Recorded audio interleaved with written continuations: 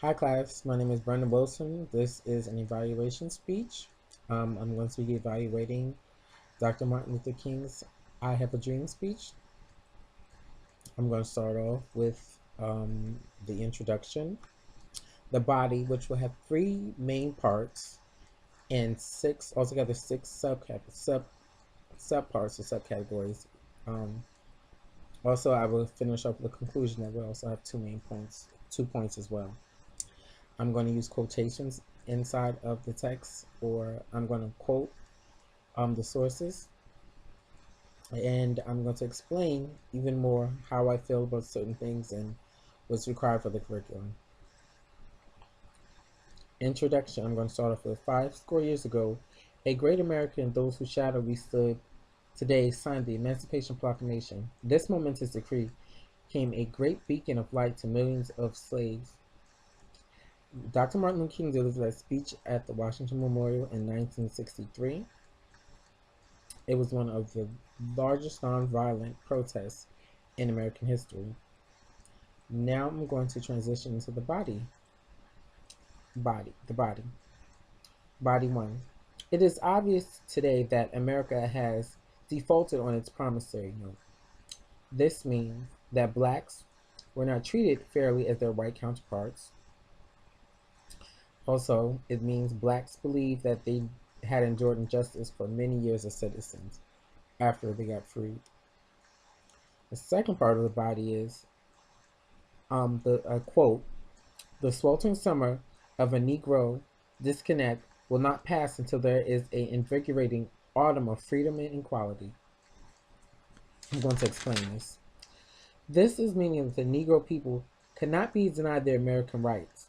This also meant, if not acknowledged, that this would prove to be hurtful to the country. Also, this is the beginning of change for Black Americans.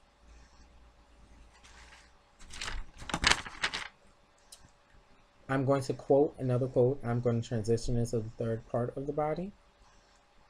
It says, "I am not unmindful that some of you have come here out of great trials and tribulations. You are the veterans of creative suffering.